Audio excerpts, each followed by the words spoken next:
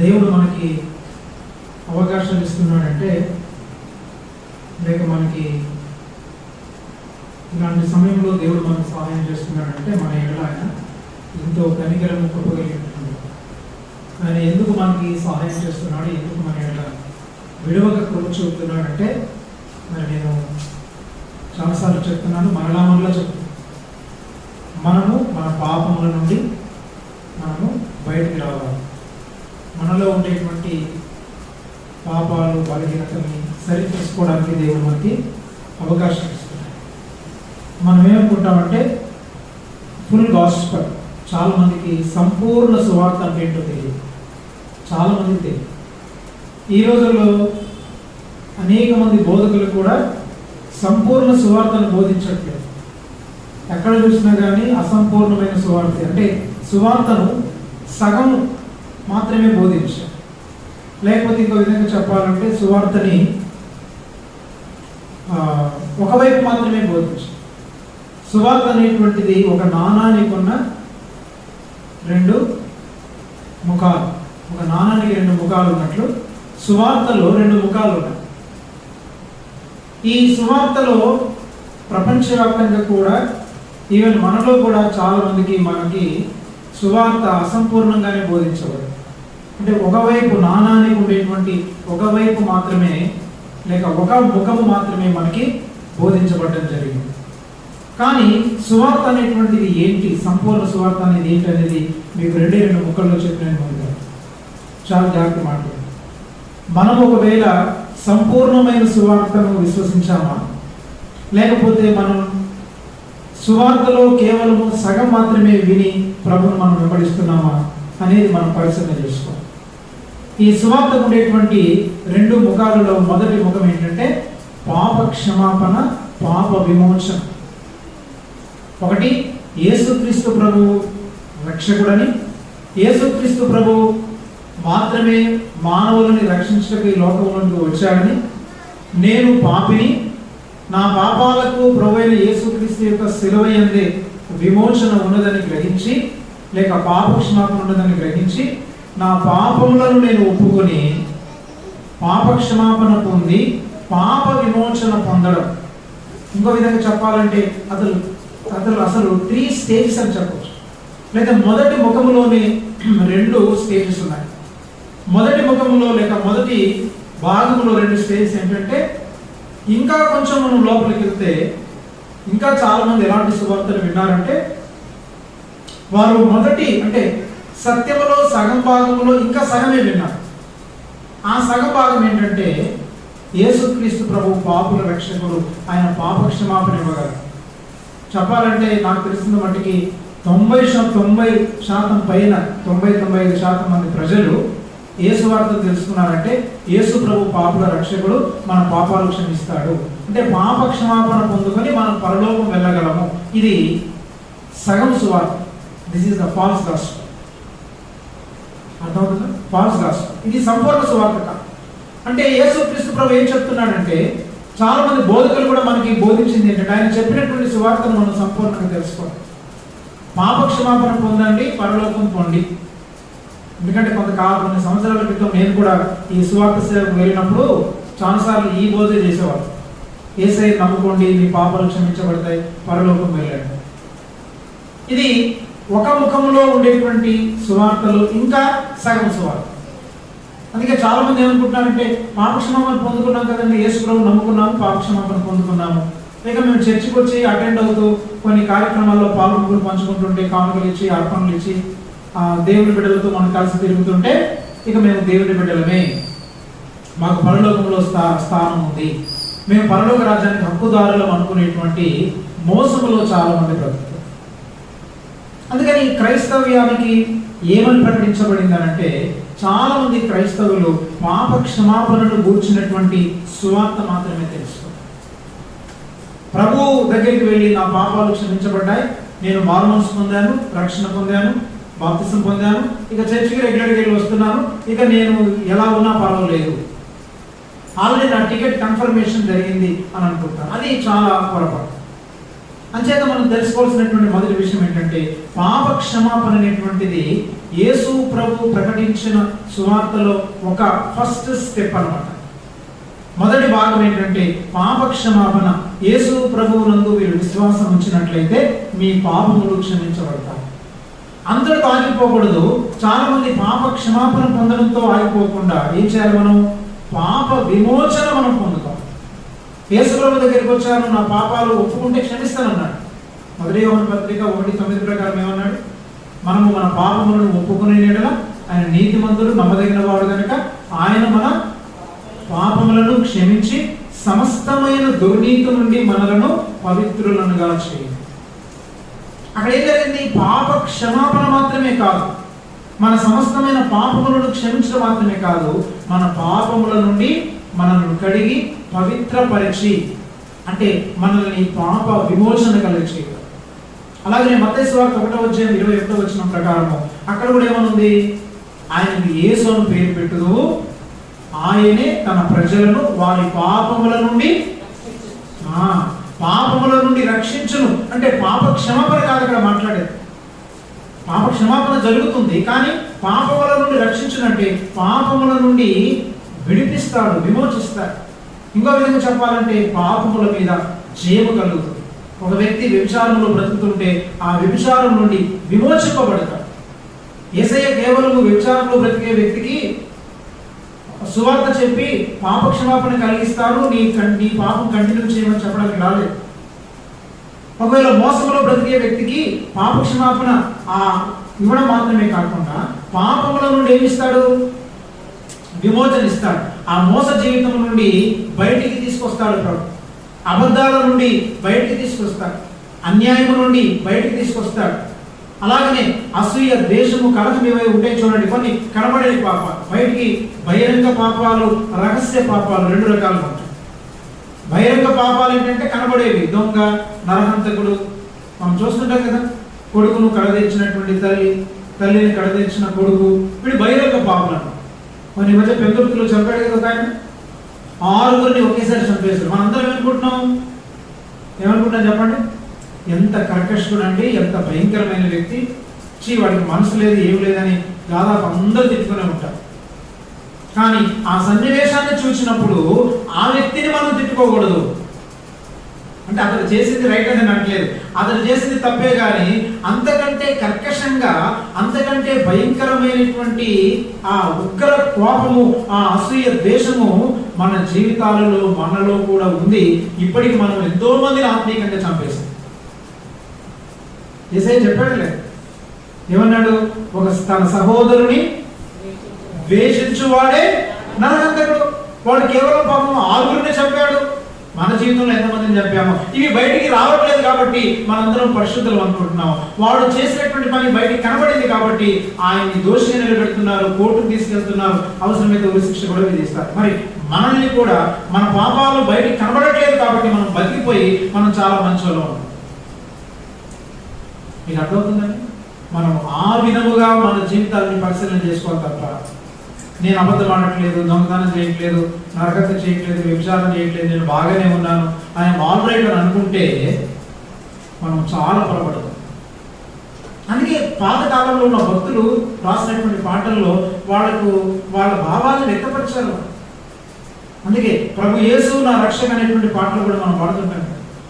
ఎరిగినే చెడిపోతిని, యేసుని గాయము రేపితిని, మోసపోతి నేను దృష్టి తొలగితిని, దాసుడ నన్ను చూడని. ఎరిగి ఏమయ్యాడట? చెడిపోయి. యేసుని గాయములు నేను రేపాను. ఎంత అండర్స్టాండింగ్ ఇది చూడండి. వాళ్ళ పాపాల విషయమైనటువంటి అవగాహన వాళ్ళకి ఎంత ఉందో చూడండి. వాళ్ళకి ఎంత అవగాహన ఉందో మీరు గమనించి.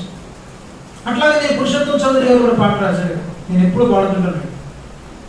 మీకు విసుకొస్తుందో నాకు తెలియదు, కానీ నాకు మాత్రం విసుకురాదు. త్రగుచున్న కొలది పెరుగు, తరగదే నా పాపరాశి, ఈ విధముగా చెడిపోతిని, ఏమి సేతు త్రాహిమా క్రీస్తునాథా దయచూడారా. ఎవరన్నా త్రాహిమా క్రీస్తునాథా దయచూడారా. త్రాహిమాం అంటే ఓ దేవా నన్ను రక్షింపుము, అంటే నన్ను విమోచింపుము. ఎందుకని? త్రవ్వుచున్న కొలది పెరుగు తరగదే నా పాపరాశి. త్రవ్వుచున్న కొలది నా పాపాల రాశి పెరుగుతుందే కానీ తరిగిపోవట్లేదేంటి? అందుకే నరహంతకులను చూసినప్పుడు, వ్యభిచారులను చూసినప్పుడు నీవు వారిని అసహించుకోవద్దు. ఎందుకు అసహించుకోవద్దు? వాళ్ళకంటే అసహ్యమైన పనులు నీ హృదయములు చేస్తున్నావు, నీ అంతరంగములో ఇంకా అసహ్యమైన పనులు చేస్తున్నావు. అయితే వాళ్ళ పాపము బయటికి కనబడుతుంది, నీ పాపాలు బయటికి కనబడట్లేదు, కానీ దేవుడు చూస్తున్నాడు. మన పాపాలను ఎవరు చూస్తున్నారు? దేవుడు చూస్తున్నాడు. కాబట్టి దేవుడు అంతరంగములను పరిశోధించువాడు. దేవుడు పై రూపమును చూసేటువంటి వాడు కాదు. అంటే వాళ్ళు బయటికి పాపాలు చేస్తుంటే దేవుడు వాటిని సమర్థిస్తున్నాడని చెప్పండి. అందుకని మీరు చూడండి, పేతురు రాసినటువంటి పత్రిక లేదా యాకోబు పత్రికలో ఒక మాట ఉంటుంది. యాకోబు పత్రిక అనుకుంటాను.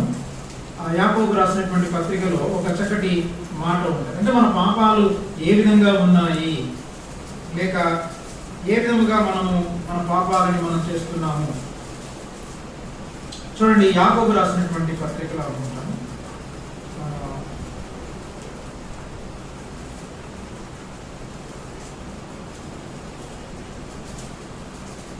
కొందరి పాపములు, పేతురు గాని యాకోబు పత్రికలో ఒకసారి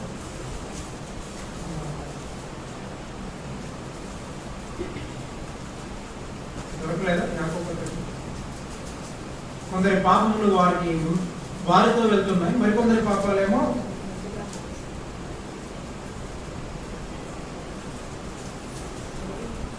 ఎక్కడమ్మా చూడండి.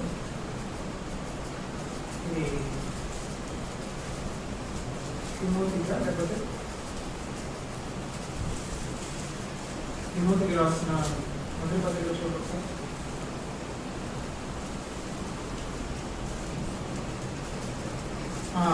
తిమోతికి రాసిన మొదటి పత్రిక 5వ అధ్యాయము 24వ వచనం.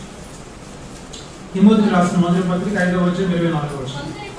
కొందరి పాపములు తేటగా బయలుపడి, చూడండి, అంటే కొందరి పాపములు తేటగా బయలుపడి, అంటే వాళ్ళ పాపాలు బహిరంగంగా బాహాటముగా తేటగా కనబడుతున్నాయి. ఈ కనబడినటువంటి పాపాలు ఏమవుతున్నాయట అంటే వాటిని దేవుడు శిక్షింపకుండా ఉండడు. ప్రస్తుతానికి శిక్ష రాకపోవచ్చు, కానీ కొందరి పాపములు తేటగా బయలుపడి న్యాయపు తీర్పునకు ముందుగా నడుచుచున్నవి. నేను దీన్ని ఎట్లా అంటానంటే, మనము చేసేటువంటి పాపాలు మనల్ని న్యాయపు తీర్పు దగ్గరికి నడిపిస్తున్నాయి అన్నమాట. మన పాపాలు మనకంటే ముందుండి న్యాయపు తీర్పు వద్దకు నడిపిస్తున్నాయి. మనం చేసేటువంటి పాపములు మనలను న్యాయపు తీర్పు వద్దకు నడిపించుచున్నవి. చదవండి. మరికొందరి పాపములు కంగారు పడనక్కర్, కొందరి పాపాలేమో ముందు వెళ్తున్నాయట, మరికొందరి పాపాలేమో వాళ్ళ కూడానే ఉన్నాయి. మరికొందరి పాపములు వారి వెంట వెళ్ళుచున్నవి. కొన్ని పాపాలేమో ముందుకు వెళ్ళి వారిని న్యాయపు తీర్పునకు నడిపిస్తుంటే, మరికొందరి పాపాలు వారి వెంట వచ్చుచున్నవి. అంటే వెనక నుంచి వారి పాపాలు వారిని తీర్పులోనికి నడిపిస్తున్నవి. అటువలే మంచి కార్యములు తేటగా బయలుపడుచున్నవి, బయలుపడనివి దాచబడనేరవు. బయలుపడనివి అంటే ప్రస్తుతానికి కొందరి కార్యములు, అంటే మంచి కార్యములు తేటగా బయలుపడుచున్నవి, బయలుపరచబడనివి ఏమంటున్నాడు? దాచబడనేరవు. ప్రస్తుతానికి మన పాపములు ఇతరులకు కనబడకపోయినట్లయితే, మన పాపాలు కనుక ఇతరులకు కనబడకపోయినట్లయితే అవి దాచబడనేరవు. నేను ఈ మధ్య ఒక ఆయన అన్నాడు, అంటే మనము రహస్యముగా చేసినటువంటి పాపాలట దేవుడు TV9లో రిలీజ్ చేస్తాడు. అంటే అందుకని అవి కొండల మీద ప్రకటించబడు. నీవు రహస్యముగా చేసిన పాపములు అవి బహిరంగముగా బహిర్గతం కాబోతున్నాయి. అందుకని ఈ రహస్య పాపాలు, బహిరంగ పాపాలు కొందరు బహిరంగముగానే పాపములు చేస్తుంటారు, కొందరేమో రహస్యంగా పాపాలు చేస్తారు. కొందరి పాపాలు వారి ముందు నడుచుచున్నవి తీర్పులోనికి, కొందరి పాపాలు వారి వెనకాల వస్తున్నాయి. అంటే అర్థం ఏంటి? కొందరి చేసినటువంటి పాపములకు తీర్పు ఏమండి త్వరగా రాబోతుంది. కొందరు చేసినటువంటి పాపములకు తీర్పు వారి వెంట వస్తుంది, కానీ తీర్పు రావడం మాత్రం తథ్యం. అంచేత ప్రియమైనటువంటి దేవుని బిడ్డలారా, మనము పాప క్షమాపణ పొందుకుంటే సరిపోదు, మనము పాప విమోచన పొందుకోవాలి. అర్థమవుతుంది? పాప విమోచన పొందు. ఒక వ్యక్తి నదిలో పడ్డాడు, కొట్టుకుపోతున్నాడు. మరొక వ్యక్తి వచ్చేసి ఆ నదిలో పడినటువంటి వ్యక్తిని లాక్కొస్తున్నాడు. ఆ నదిలో మొత్తం మీద పట్టుకున్నాడు, ఎత్తుకున్నాడు, లాక్కొస్తున్నాడు. సరిపోతుంది అది? చాలా. వాడిని ఏం చేయాలి? ఒడ్డుకు చేర్చగలగాలి. అందుకని ఈ రోజుల్లో చాలా మంది మనం యేసు ప్రభుతోనే ఉన్నాము, పాపాలు ఒప్పుకున్నాము, పాపక్షమాపణ పొందుకున్నాము, బాప్తిసం పొందుకున్నాము అని అనుకుంటున్నాం. కానీ మనం ఇంకెక్కడ ఉన్నాం చెప్పండి? పాప క్షమాపణ అయితే పొందామేమో కానీ మనము పాప విమోచన చాలా మంది పొందాలి. నీ పాపముల నుండి ఆయనే రక్షించును, ఆయనే విమోచించును. సత్యానికి ఉండేటువంటి మొదటి కోణంలో ఉన్న రెండు భాగాలు. కాబట్టి ఏంటి సత్యం అంటే ఏంటి, లేక సువార్త అంటే ఏంటి? సువార్తలో ఉన్నటువంటి రెండు భాగాలు ఏంటంటే, అంటే ఒక ముఖములో ఉన్న రెండు భాగాలు ఏంటంటే, మొదటిది పాప క్షమాపణ పొందాలి. పాప విమోచన అంటే ఆ పాపములో నువ్వు కొనసాగడానికి వీలు లేదు. నీవు ఆ పాపము నుండి కంప్లీట్గా బయటికి రావాలి. అవసరమైతే నీ ప్రాణం పోయినా పర్వాలేదు, అవసరమైతే నువ్వు అడుగు తిన్నా పర్వాలేదు, అవసరమైతే నిన్ను లోకమంతా తృణీకరించినా పర్వాలేదు. నువ్వేం చేయాలంటే నీ పాపముల నుండి నువ్వు బయటికి రావాలి. వ్యభిచారంలో పట్టబడినటువంటి స్త్రీని యేసయ్య దగ్గర నిలబెట్టినప్పుడు అక్కడ మనం జరిగేటువంటి సన్నివేశం ఏంటంటే, యేసుప్రభు అంటాడు, ఏమన్నాడు చెప్పండి? అమ్మా, నీ మీద నీకు ఎవరును ఏ శిక్ష విధించలేదా అని అంటాడు. నీకు ఎవరును ఏ శిక్ష విధించలేదా అంటే ఎవడు ఏ శిక్ష విధించలేదా అంటాడు. అన్న తర్వాత యేసుప్రభు ఏమన్నాడు చెప్పగలరా? యేసయ్య ఏమన్నాడు చెప్పండి, మీకు గుర్తుందా లేదా ఈ సన్నివేశం? నీకు ఎవరును ఏ శిక్ష విధింపలేదా అని అనగానే విధించలేదా అన్న తర్వాత యేసయ్య ఏమన్నాడు చివరికి? నేను నీకు శిక్ష వేయనన్నాడా? అందుకే బైబిల్ చదవడం. మనందరం కొన్ని పదాలకు అలవాటు పడిపోయి కలిపి కొట్టరా కాబట్టి రంగలాగా వెళ్ళిపోతున్నాం. అందుకే మీరు బైబిల్ వాక్యం సరిగా అర్థం చేసుకోనందువల్లనే మనము పాపముల నుండి బయటకు రాలేకపోతున్నాం. జాగ్రత్త వినండి. యోహాను సువార్త 8వ అధ్యాయంలో యేసుప్రభు అన్నమాట, నేను నీకు శిక్ష విధింపను అని అనలేదు. నేను నిన్ను శిక్షించను అని అనలేదు. 8వ అధ్యాయము అది ఏమన్నాడు? 8వ అధ్యాయం ఎన్నో వచ్చినమ్మా? 11వ వచ్చిన. ఆమె లేదు ప్రభు అన్నప్పుడు అందుకు యేసు చూడండి, నేను నీకు జాగ్రత్త, నేను నిన్ను శిక్షించను అని అనలేదు. మీకు అర్థమవుతుందా? నేను కూడా నిన్ను శిక్షించను అని అనలేదు. ఆ మాట యేసుప్రభు అనుంటే తప్పై ఉండేది.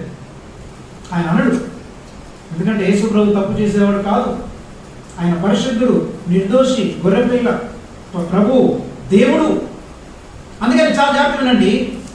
అక్కడ అన్నాడు చూడండి 10వ వచనంలో, అమ్మ వారెక్కడ ఉన్నారు, ఎవరునూ మీకు శిక్ష విధింపలేదా, ఎవరు నీకు శిక్ష విధింపలేదా అంటూ అన్నాడు. నేను నీకు శిక్ష విధింపను అన్నాడు, కానీ నేను నిన్ను శిక్షించను అన్నాడు. శిక్షించుట వేరు, శిక్ష విధించడం వేరు. అంటే అర్థం ఏంటి? నేను నీకు శిక్షను విధింపను అంటే ఏంటి? నేను ప్రస్తుతానికి నీకు జడ్జిమెంట్ చేయను.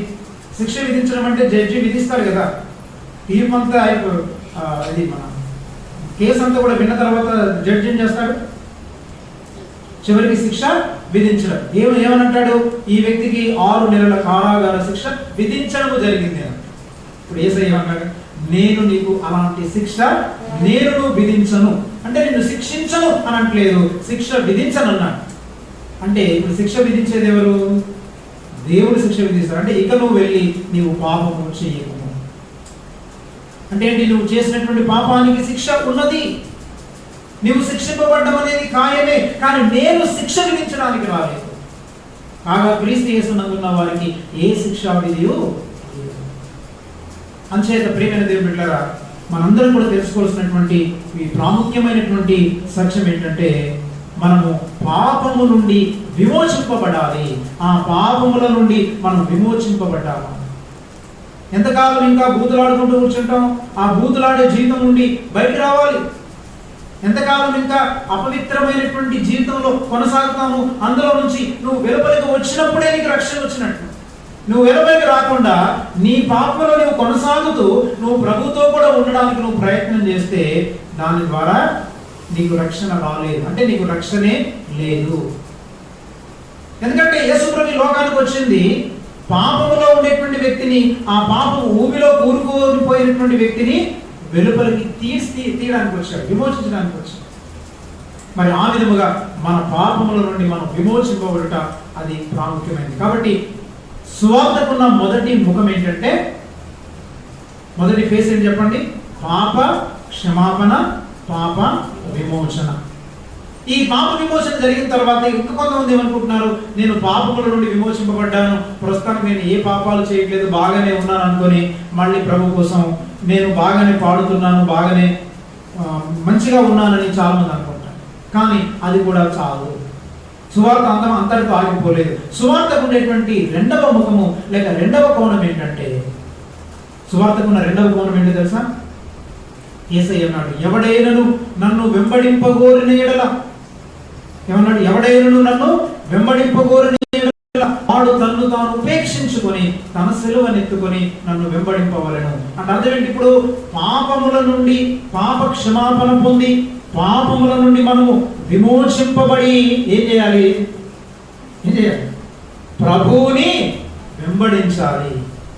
ప్రభువును వెంబడించాలి. ప్రభువును వెంబడించినట్టు ఎలా వెంబడించాలి? తన్ను తాను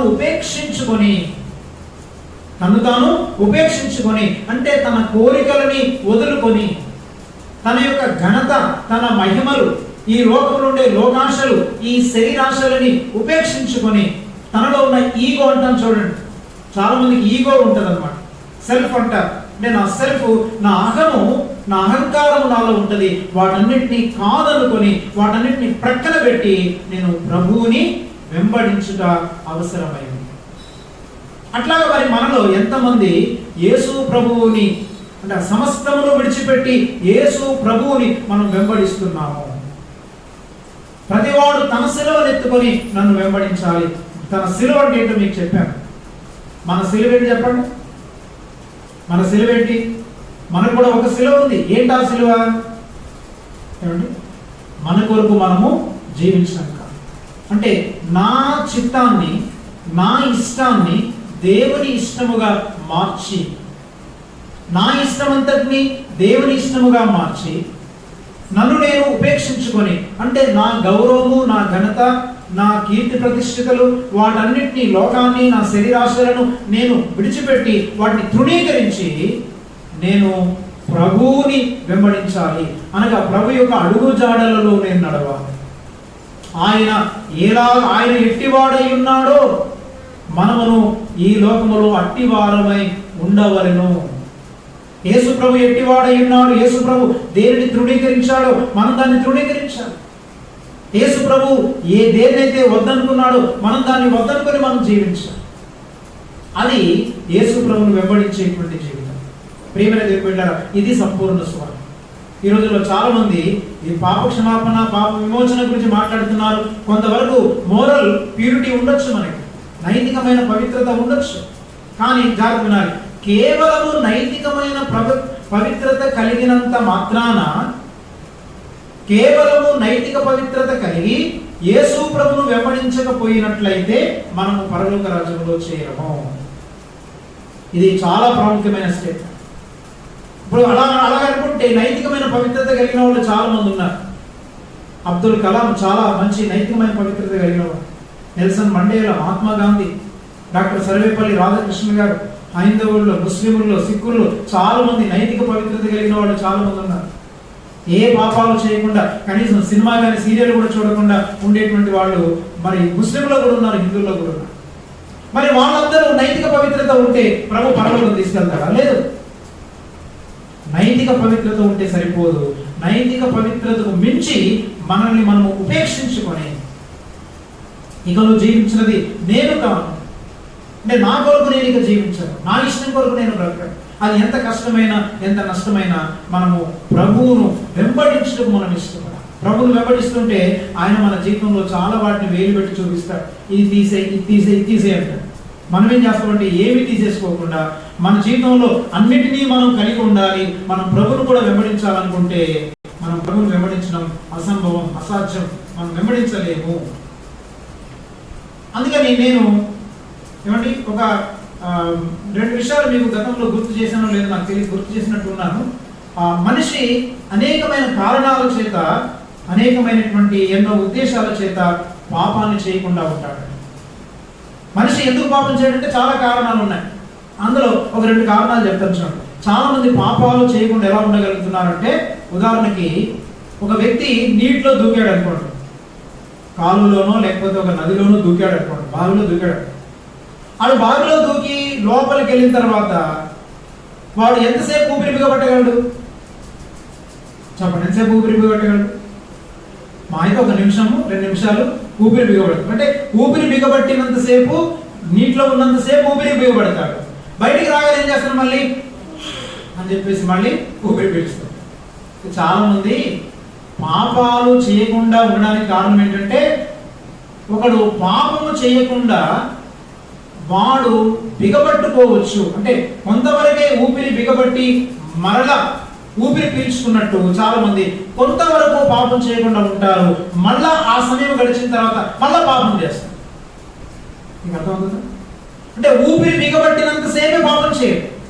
ఒక వ్యక్తి నదిలో మునిగినప్పుడు ఒక నిమిషం పాటు వాడు ఊపిరి బిగబట్టగలడు, ఊపిరి పీల్చకుండా ఉండగలడు. మనం కూడా మనలో చాలా మంది ఏం చేస్తుంటారంటే, దేవుని బిడ్డలతో ఉన్నప్పుడు పాపం చేయడానికి అవకాశం లేదు కదా, ఊపిరి బిగబట్టినట్టు అన్నమాట. మాస్టర్ గారు మన ఇంటికి వచ్చి కూర్చున్నంతసేపు ఊపిరి బిగబట్టినట్టు. ఎందుకని? సీరియల్ చూడడానికి కావదు, సినిమా చూడడానికి కావదు, మన వాళ్ళ గురించి వీళ్ళ గురించి మాట్లాడుకోవడానికి కావదు, ఊపిరి బిగబడుతుంటారు. మాస్టర్ గారు వచ్చి ఇంట్లో కూర్చున్నంతసేపు ఊపిరి బిగబడతారు. బయటికి వెళ్ళిపోయిన అమ్మయ్య ఊపిరి పీల్చుకుంటారు. అర్థమైందా? దేవుని బిడ్డలతో ఉన్నప్పుడు సంఘంలో సహవాసంలో ఊపిరి బిగబట్టుకుంటారు. చర్చిలో అడుగు పెట్టగానే ఊపిరి బిగబట్టుకుని వస్తారు. ఇక్కడ నుంచి అయిపోయిన వెంటనే మరలా పాపము, మరలా పాప ఆలోచనలు, మరలా పాత జీవితము, రోధ జీవితము. ఇలాంటి బ్రతుకు నీలో మనలో ఒకవేళ ఉన్నట్లయితే, ప్రియా దేవుని బిడ్డ, దేవుడు నీకు ఎంత అవకాశం ఇస్తున్నాడంటే, నీ బొందిలో ప్రాణం ఉండగానే నీ పాపాన్ని నువ్వు సరిచేసు. నీ బొందిలో ప్రాణం ఉండగానే నీ పాపాన్ని సరిచేసుకో. అది నంబర్ 1 అనమాట. అంటే ఊపిరి బిగబట్టినట్టు సేపు, అంటే కొంతసేపు ఊపిరి బిగబట్టి పైకి రాగానే మరలా ఊపిరి పీల్చుకున్నట్టు అలా కొంతమంది పాపం చేస్తుంటారు. ఊపిరి బిగబట్టినంత సేపు దేవుని మందిరంలో ఉన్నప్పుడు, ప్రార్థన కూడికలో ఉన్నప్పుడు, మీటింగ్ లో ఉన్నప్పుడు, వాక్యం చదువుతున్నప్పుడు, కాసేపు ప్రార్థన చేస్తున్నప్పుడు ఊపిరి బిగబట్టుకున్నాడు. అవునా కదా? కొంతమందికి మాస్టర్ గారు వచ్చినప్పుడు కొంచెం బాధగా ఉంటుంది, ఇబ్బందిగా ఉంటుంది. కొంతమంది బయటకు వ్యక్తపరచలేరేమో కానీ చాలా ఇబ్బందికరంగా ఉంటుంది. ఎప్పుడెప్పుడు వెళ్ళిపోతే మన పనులు మనం చేసుకో, అట్లా ఉండడానికి వీలేదు. హృదయ శుద్ధి గలవారు ధన్యులు అంటే అర్థం ఏంటంటే, హృదయ శుద్ధి అంటే నీవు నేను పారదర్శకమైన జీవితం జీవించు, ట్రాన్స్పరెంట్ లైఫ్ అంటే అర్థం ఏంటంటే, పారదర్శకమైన జీవితం అంటే మనము బస్సు కానీ కారు నడుపుతున్నప్పుడు డ్రైవర్ ముందు అర్థం ఉంటుంది చూడండి. అంటే లోపల ఉన్నటువంటి డ్రైవర్కి బయట ఉన్నటువంటి వస్తువులన్నీ, వాహనాలన్నీ కనబడతా ఉంటాయి. అది పారదర్శకమైనటువంటి పదార్థం అంటారు. గ్లాస్ అనేది పారదర్శకమైనది. అంటే నీ జీవితము, నా జీవితము ఎలా ఉండాలంటే పారదర్శకంగా జీవించాలి. అంటే మీరు మా ఇంట్లోకి రావచ్చు, ఎన్ని రోజులైనా ఉండొచ్చు, ఎంతసేపు అయినా ఉండొచ్చు, ఊపిరి బిగబట్టే పాపాలు మాలో లేవు. చాలా మంది ఊపిరి బిగబట్టే పాపాలు చేస్తారు. అర్థమైందా? అందుకని చార్ల్స్ స్పర్జన్ అనేటువంటి భక్తుడు ప్రపంచంలో చాలా ప్రసంగ రారాజు అనేటువంటి పేరు తెచ్చుకోరు. ఆయనేమి ప్రయాసపడలేదు కానీ అందరూ ఆయనకు ఆ కితాబు ఇచ్చారు. ఆయన ఒకసారి తన శిష్యులతో కూర్చొని మాట్లాడుతున్నప్పుడు తన బైబిల్ క్లాస్లో ఒక మాట చెప్పాడు. తన శిష్యులు ఏమన్నాడంటే, you can write the story of my life in the skies, you can write the story of my life in the skies, there is nothing to hide in me అని అన్నాడు. అంటే ఏమన్నాడు తెలుసా? మీరు నా జీవితాన్ని ఆకాశంలో అందరికీ కనబడేటట్టు రాసేసుకోండి, నేను దాచుకోవడానికి నాకు ఈ జీవితంలో ఏమీ లేదన్నాడు. I have nothing to hide in my life. నా జీవితంలో నేను దాచుకోవడానికి ఏమీ లేదు, అంత పారదర్శకమైంది. అలాంటి స్టేట్మెంట్ మనం చెప్పగలిగిన స్థితిలో ఉన్నాం. అలాంటి ఆలోచన కలిగి అలాంటి సాక్ష్యం మనకు ఉందా? మనకి సాక్ష్యాలంటే ఊరికనే దేవుడు నాకు ఏమండి కడుపు నొప్పి తగ్గించాడు, కాలు నొప్పి తగ్గించాడు, తలనొప్పి తగ్గించాడు, రావాల్సిన జగనన్న పథకం రాకపోతే ప్రార్థన చేస్తే ఇచ్చేశాడు, డాక్టర్ డబ్బులు రావాలనుకుంటే ఇచ్చాడు దేవుడు, ఇల్లు కట్టుకున్నాను, కమరపాకు తీశాను, రేకుల షెడ్ వేసాను, స్లాబులు వేశాను. అయితే ఇవి కాదు ప్రియుడు. నా జీవితాన్ని మీరు ఆకాశంలో రాసేసుకోండి, ఆకాశంలో నా జీవితం రాసేసుకోండి. నా జీవితంలో దాపరికం అనేది ఏమీ లేదు. అందుకే మనం ఫోన్లో మాట్లాడినప్పుడు చాలా జాగ్రత్త మాట్లాడతాం. నాలాంటి దైవ సేవకుడు ఇంటికి వచ్చినప్పుడు కూడా చాలా జాగ్రత్త మాట్లాడతాం. అందరూ కూడా రిహార్సల్స్ వేసుకుంటారు, రిహార్సల్స్ కదా. ఈ రిహార్సల్స్ వేసుకొని ఆ రిహార్సల్స్ ప్రకారమే చాలా మంది ప్రవర్తిస్తుంటారు. ప్రియా దేవుని బిడ్డలు గమనించండి, నువ్వు ఎంత దాపరికం చేసినా, ఎన్ని పాపాలు దాచుకున్నా, కొందరి పాపములు తేటగా బయలుపడి వారి ముందు తీర్పు నొద్దకు వెళ్ళుచున్నవి, మరికొందరి పాపములు వారి వెంట వచ్చుచున్నవి. మరికొంతమంది ఎలా చేస్తుంటారంటే పాపాన్ని ఊపిరి బిగబట్టి పాపాలు చేస్తుంటారు. ఊపిరి బిగబట్టిన సేపే అనమాట కదా. ఊపిరి బిగబట్టిన సేపు వాళ్ళు చాలా ఇబ్బందిగా ఉంటుందా లేదు చెప్పండి. ఊపిరి బిగబట్టిన సేపు ఇబ్బందిగా ఉంటుంది. ఈ మధ్య ఈ యూట్యూబ్లో చూస్తున్నాను నేను, నిన్న మొన్న నాకు కనబడి, అంటే అసలు క్షమించండి, యూట్యూబ్ కాదు, మన ఫేస్బుక్ అసలు నేను ఎప్పుడు చూడరు, అసలు నాకు సంబంధమే లేదు దాంతో. కానీ ఎందుకో నిన్న మొన్న నాకు ఎవరు నోటిఫికేషన్ పంపిస్తే చూశాను. అందులో ఒక సన్నివేశం చూశాను, ఒకటి రెండు. అప్పుడు అనుకున్నాను, అంటే భర్త ఇంట్లో ఉండగానే ఇంకొక పరపురుషులతో ఆవిడ రాసలీలలు మొదలు పెట్టగానే భర్త ఇంట్లోకి రావడం, రాగానే వాడిని ఎలా దాచిపెట్టడం తెలియక నానా దండాలు పడి వాడిని దాంట్లో కింద పెట్టడం, దీని కింద పెట్టేయడం, దాచేయడం, వాడు లోపలికి రాగానే మళ్ళీ వాడికి కవరింగ్ చేసేయడం, రకరకాలైనటువంటి భయంకరమైనటువంటి నటన చేయడం. ఇప్పుడు అనుకున్నాను, వా, అది సీసీటీవీ ఫుటేజెస్. మామూలుగా ఏదో కల్పితాలు కాదు, సీసీటీవీస్ ఉంటాయి కదా, రహస్యంగా సీసీటీవీలు ఉంటాయి. ఆ సీసీటీవీలో కెమెరా క్యాచ్ చేసినటువంటి విషయాలు. అప్పుడు మన యొక్క రహస్య జీవితం అంతటినీ దేవుడు ఎక్కడ పెడతాడు చెప్పండి? ఎక్కడ పెడతాడు? ఆయన సీసీ ఫుటేజ్లో ఆయన స్టోర్ చేస్తాడు. నా పాప జీవితాన్ని కూడా, నా రహస్య జీవితాన్ని, మనలో ఉండే ప్రతి ఒక్కరి రహస్య జీవితాన్ని దేవుడు సీసీ ఫుటేజ్లో ఆయన భద్రం చేస్తున్నాడు. అందుకంటాడు, గ్రంథాలు విప్పబడగా గ్రంథాలలో వారి పేర్లని దేవుడు చదవబోతున్నాడు. ఒక గ్రంథం కాదు, జీవ గ్రంథం ఒకటే కాదు పిల్లరా, దేవుడు గ్రంథాలు విప్పబోతున్నాడు. చాలా మందికి ఎన్ని గ్రంథాల్లో పేరు ఉందో తెలియదు. అందుకని మనం తెలుసుకోవాల్సిన విషయం ఏంటంటే, ఈ ఊపిరి బిగబట్టేటువంటి పాపాలు కొంతమంది, మరొక కారణం వాళ్ళు పాపం చేయకుండా ఉండడానికి ఇంకో కారణం ఏంటంటే, అవకాశం లేదు కాబట్టి సైలెంట్గా ఉంటారు. పాపం అవకాశము లేదు కాబట్టి సైలెంట్గా ఉంటారు, పరిశుద్ధులుగా ఉంటున్నారు. అంటే అవకాశం రానంత వరకు పరిశుద్ధులుగానే పాపం చేయకుండా మనం ఉండొచ్చు. అంటే అవకాశం వస్తే కొంతమంది పాపం చేస్తారు. అర్థమవుతుంది? ఇప్పుడు నిన్ను ఎవరు శోధించకుండా, నిన్ను ఎవరు అనకుండా ఉంటే నువ్వు పరిశుద్ధుడివి, పరిశుద్ధురాలు. ఎవరైనా వచ్చి నిన్ను బలవంతం చేసి పర్వాలేదు కానీ మనకి ఏదైనా ఆశ చూపించేసి నీకు డబ్బులు ఇస్తాను, లేదా నేను ఫలాని వస్తువు ఇస్తాను, ఇలా చేస్తాను, అలా చేస్తానని చెప్పేసి ఒకవేళ మనల్ని బ్లాక్మెయిల్ చేసి, లేదా ఇంకొక విధంగా ఏదో ఆకర్షించేసి మనల్ని పాపంలో నెట్టడానికి ప్రయత్నం చేశారు, అప్పుడు వాడు పాపం చేసేస్తారు. అందుకని కొంతమంది అవకాశం లేనందువలన పాపం చేయకుండా ఉంటారు. ఒకవేళ అలాంటి స్థితిలో మనం ఉన్నామే, నీకు శోధన, ఏ శోధన రావట్లేదు కాబట్టి నువ్వు పాపం చేయకుండా ఉంటున్నావేమో. కానీ మనం ఏ విధంగా ఉండాలి అంటే, ఏ విధంగా మనం పాపం చేయకుండా ఉండాలి అంటే చాలా జాగ్రత్త. నేను ఇలా రాసుకున్నాను బిడ్డ, పాపము మీద ద్వేషంతో, ప్రభువు మీద ఉన్న ప్రేమతో నేను పాపాన్ని వదిలేయడం. ఎందుకు వదిలేయడం? నేను పాపం చేయకుండా ఎందుకు ఉండాలి అంటే, పాపం మీద ఉన్నటువంటి ద్వేషము నా ప్రభువు మీద ఉండేటువంటి ప్రేమతో నేను పాపము చేయకుండా ఉంటాను. అంతేగాని పాస్టర్ గారు ఉన్నారనో, మా అమ్మ ఉందనో, మా నాన్న ఉన్నాడనో, మా అన్నదమ్ములు, అక్కచెల్లెలు, బంధుమిత్రులు వాళ్ళు ఏమనుకుంటారో, వీళ్ళు ఏమనుకుంటారో, పిల్లలు ఏమనుకుంటారో, అది కాదు. నేను ఎందుకు పాపం చేయకుండా ఉంటానంటే, పాపం మీద నాకున్నటువంటి ద్వేషం నా ప్రభు మీద నాకున్నటువంటి ప్రేమ, అది ఉన్నంత వరకు బిగబట్టే పాపాలు చేయడం. పాపం నుండి మనము దూరంగా మనం పారిపోతుంటాం. అంచేత మనమందరం కూడా మరి ఇలాంటి పాపాలలో జీవించినప్పుడు అది హృదయ శుద్ధి కాదు.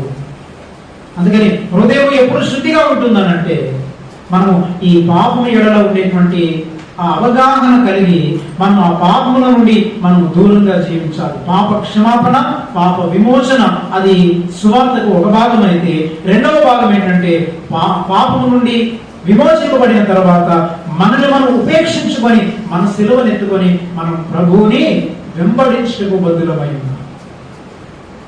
ప్రభువుని వెంబడించడానికి బదులమైనాం. కాబట్టి ప్రభువుని నిజంగా వెంబడిస్తున్నామా? ప్రభువుని వెంబడించడం అంటే ఏంటి? నీ రిలేషన్షిప్స్ ని, నీ ఆస్తులని, అవసరమైతే నీ అంతస్తులని సమస్తమును వదులుకొని ప్రభు ఏది విడిచిపెట్టమంటే దాన్ని విడిచిపెట్టి ప్రభువు కొరకు నీవు తీసుకునేటువంటి తీర్మానాలు, నీ చిత్తమంతటిని ఆయన చిత్తానికి మలచి నీవు ఆయన కొరకు మాత్రమే జీవించి ఆయనలాగా బ్రతకడానికి అనుదినము నువ్వు చేసేటువంటి ప్రయత్నమే ప్రభువును వెంబడించుట. ఇది సువార్త.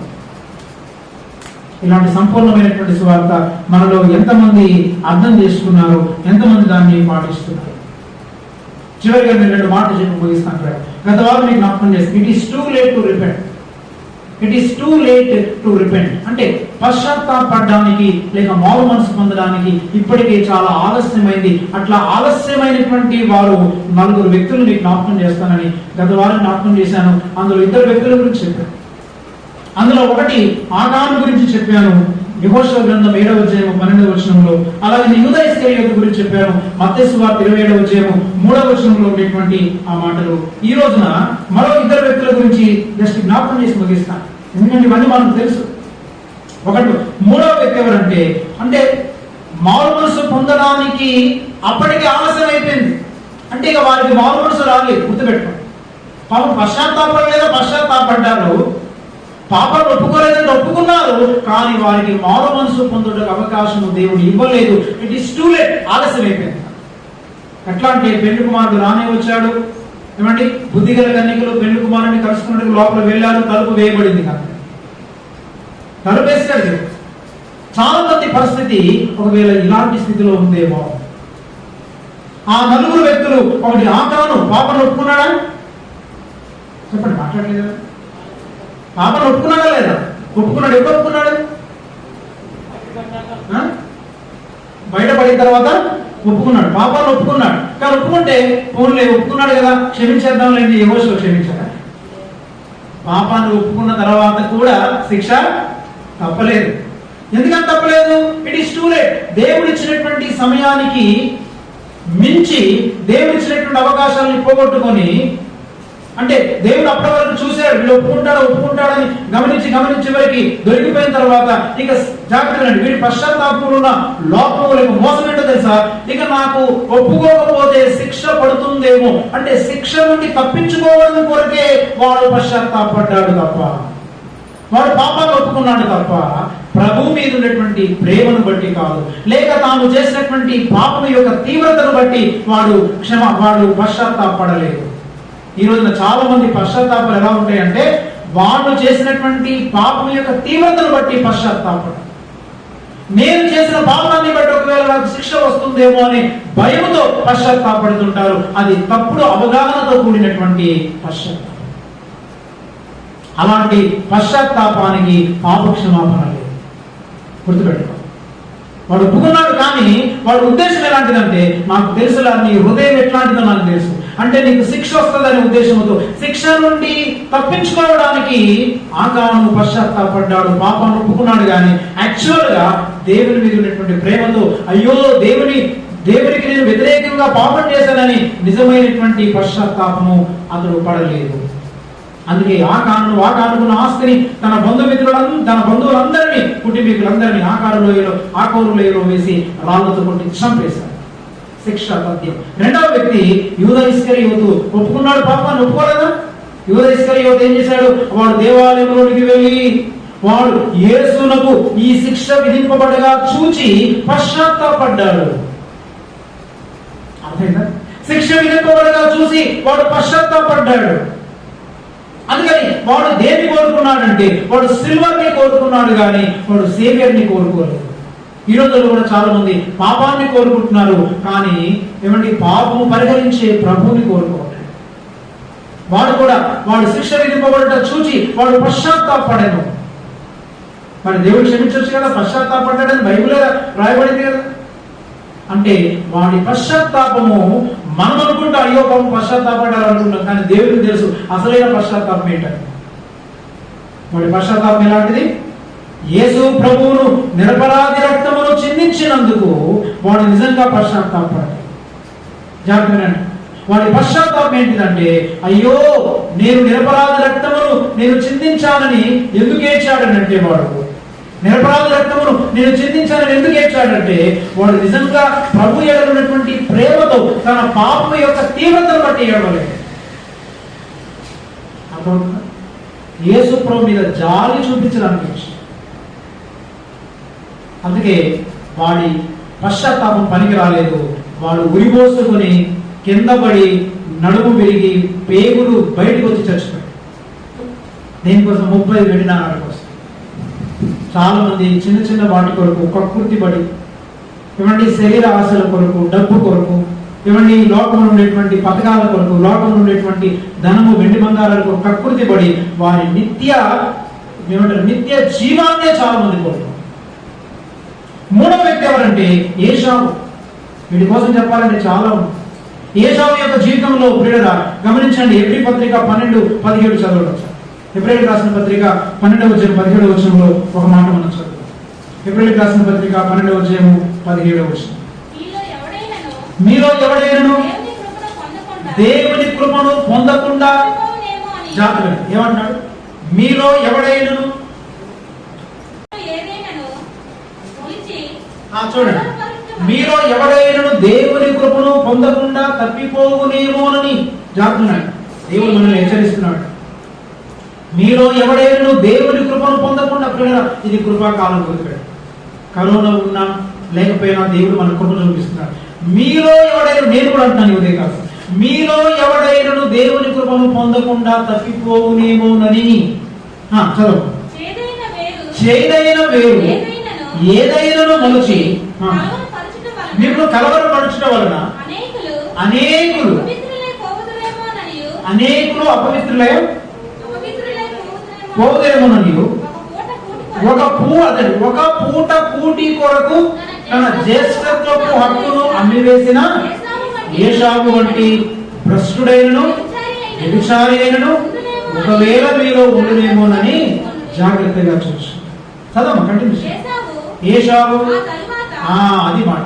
ఏశావు ఆ తరువాత ఆశీర్వాదము పొందగోరి కన్నీళ్లు విడిచుచు ఏమన్నాడు? ఏశావు ఆ తరువాత మారు మనసు పొందగోరి ఎంతో శ్రద్ధగా వెతికినను మారు మనసు పొందని అవకాశము దొరకక విసర్జింపబడినని మీరెరుగుదురు. ఇప్పుడు వచ్చాడు ఏశావు. ఇప్పుడు వచ్చాడు. ఆ తర్వాత వచ్చాడు. అన్ని అయిపోయినాయి. ఎప్పటి అంతా అయిపోయిన తర్వాత ఆ తర్వాత ఏం చేశాడు? కన్నీళ్లు కారుస్తున్నాడు. మనలో కూడా చాలా మంది అంత అయిపోయిన తర్వాత కన్నీళ్లు కారుస్తున్నారు. ఆ కన్నీళ్ళను దేవుడు లెక్కలోకి తీసుకుంటాడు.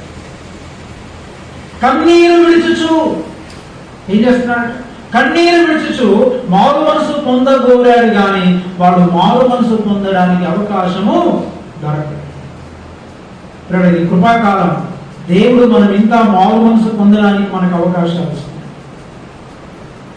మారు మనసు పొందడానికి అవకాశాలు ఇచ్చినప్పుడే మనం అవకాశాన్ని సద్వినియోగపరచుకోకపోతే ఒక దినమందు మనము పశ్చాత్తాపడడానికి మనం ప్రయత్నం చేస్తాము. వాడు ఒక పూట కూటి కొరకు తన జ్యేష్ఠత పట్టును అమ్మి, ఒక పూట కూటి కొరకు, ఒకనాటి సుఖానుభవం కొరకు, for a morsel of bread, ఒక పూట కూటి కొరకు చిక్కుడుగాయల కొరకు అమ్ముడుపోయాడండి, అమ్మేసుకున్నాడండి. తన జ్యేష్ఠత పక్కన అమ్మేసుకున్నాడు. ప్రియా దేవుడు, అలాంటి భ్రష్టులు ఒకవేళ మీలో ఉండునేమోనని మీరు జాగ్రత్తగా చూస్తారు.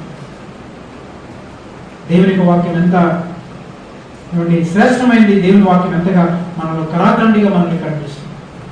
వారికి మారు మనసు పొందే అవకాశం దొరకలేదు. అందుకని మీరు గమనించండి, అసలు ఏశావు అనేటువంటి, క్షమించండి, భ్రష్టుడు, ఏమండి భ్రష్టుడు అనేటువంటి మాటకు అర్థం ఏంటంటే దీని ఇంగ్లీష్లో ప్రొఫేన్ అంటారు.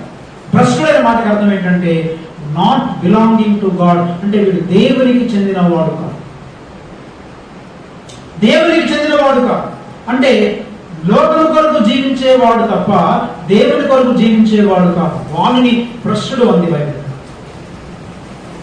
అంచేత మనం ఏశావు వంటి భ్రష్టుడైన వ్యభిచారి అయినను ఒకవేళ మీరు ఉండనేమోనని జాగ్రత్తగా చూసుకోండి. తర్వాత 4వ వ్యక్తి, ఎందుకంటే మనకి తర్వాత మనకి అవకాశం దొరుకుతుందో లేదో అందువల్ల 4వ విషయం కూడా చెప్పేస్తుంటారు. ధనవంతుడు.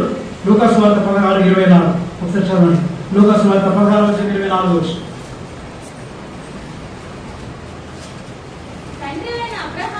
తండ్రివైన అబ్రహామా, నా యందు కనికరపడి తన వేలి కొనను నీళ్ళలో ముంచి నా నాలుకను చల్లార్చుటకు, ఏమంటాడు? నా నాలుకను చల్లార్చుటకు లాజరును పంపుము. నేను ఈ అగ్ని జ్వాలలో యాతన పడుచున్నానని కేకలు వేసి చెప్పాను. చాలా. ఈ ధనవంతుని గురించి గమనించండి. వీడేమంటున్నాడు? తండ్రివైన అబ్రహామా, నా మీద కనికరపడి. ఎప్పుడు వీడు ప్రార్థన చేయడం మొదలు పెట్టాడు? చెప్పండి. ఎక్కడ మొదలు పెట్టాడు ప్రార్థన? పాతాళంలో మొదలు పెట్టాడు. ఈ లోకంలో అవకాశం ఉన్నప్పుడు ప్రార్థన చేశాడా? ఎన్నడూ చేయలేదు. ఈ లోకంలో ఉన్నప్పుడు పశ్చాత్తాపడ్డాడా? పశ్చాత్తాపడ్డా. ఈ లోకంలో ఉన్నప్పుడు వేడుకున్నాడా దేవుణ్ణి? వేడుకోలేదు. వాడు పాతాళంలో 4 పనులు చేశాడు. ఆ 4 మాటలు చదివి అనిపిస్తుంది. వాడు పాతాళంలో 4 పనులు చేశాడు. అవి వాడు చేయాల్సినటువంటి 4 పనులు భూలోకంలో ఉన్నప్పుడు చేస్తే వాడికి ప్రయోజనం ఉండేది. కానీ వాడు ఆ 4 పనులు పాతాళానికి వెళ్ళిన తర్వాత చేశాడు. టైం అయిపోయింది, అవకాశం అయిపోయింది. It is too late for to repent. It is too late to repent. ఇది ఇప్పటికీ ఆలస్యం అయిపోయింది. ఇంకా అలాంటి ఆ 4 పనులు అద్భుతమైన పనులు చేశాడు. ఎక్కడ చేశాడంటే పాతాళంలో చేశాడు, నరకంలో చేశాడు. అయినా వాడు పాతాళం నుండి తప్పించబడడానికి అవకాశం లేదు. వాడు చేసినటువంటి 4 పనులు మొదటిది పాతాళములో వాడు ప్రార్థన చేస్తున్నాడు. ఏం చేస్తున్నాడు? తండ్రివైన అబ్రహామా. ప్రార్థన మొదలెట్టాడు. అన్ని అయిపోయిన తర్వాత చాలా మంది ప్రార్థనలు మొదలు పెడుతుంటారు. తండ్రివైన అబ్రహామా అంటే చాలా జాగ్రత్తగానండి. పాతాళములో ప్రార్థనలు ఉంటాయి, కానీ ప్రార్థనలకు జవాబులు ఉండవు. అర్థమైందా? ఏముంటో చెప్పండి. పాతాళంలో వీడు చేసిన 4 మంచి పనులు. ఒకటి, పాతాళంలో ప్రార్థన చేశాడు. రెండవది, పాతాళంలో కన్నీరు కార్చాడు. ఏడుస్తున్నాడు, రోదన చేస్తున్నాడు, దుఃఖపడుతున్నాడు. రెండవది, కన్నీరు కార్చాడు. మూడవది, పాతాళములో జాగ్రత్తనండి, పాతాళములో ఉంటూ పరలోక దర్శనాలు కన్నాడు. ఎవరు కనబడుతున్నారు పాతాళంలో నుంచి? మీరు అందరూ వీటిలోకి వెళ్ళిపోయారా? నిద్ర వస్తుంది మీదకి? నేను చెప్పేది చాలా సీరియస్ ఇష్యూస్. పాతాళంలో ఉన్నప్పుడు ఎవరు కనబడుతున్నారు వీడికి? లాజరు కనబడుతున్నాడు లేదు, చూసేవాడు అబ్రహాము కనబడుతున్నాడు లేదు. అంటే వీడికి ఏం కనబడుతుంది? పాతాళంలో పరలోకపు దర్శనాలు కనబడుతున్నాయి. 4 మాటలు. ఒకటి, పాతాళంలో వీడు ప్రార్థన చేస్తున్నాడు. రెండవది, కన్నీరు కారుస్తున్నాడు. మూడవది, పరలోకపు దర్శనాలు కలిగి ఉన్నాడు. 4వది, పశ్చాత్తాపడుతున్నాడు. కనబడుతుంది కదా పశ్చాత్తాపం. అయ్యో ఎందుకు తప్పు చేశాను నేను, అరే నేను చాలా పొరపాటు చేశాను, పశ్చాత్తాపడుతుంది. అయితే పాతాళములో చేయాల్సినటువంటి 4 పనులు వాడు భూలోకంలో ఉన్నప్పుడు చేయాల్సింది. అయితే దేవుడు జవాబు గమనించండి. పాతాళములో ప్రార్థనలు ఉంటాయి, కానీ ఆ ప్రార్థనలకు జవాబులు. పాతాళంలో ఏముంటాయి చెప్పండి? ప్రార్థనలు ఉంటాయి, ప్రార్థనలు చేస్తారు చాలా మంది, కానీ ప్రార్థనలకు ఏముండవు? జవాబులు.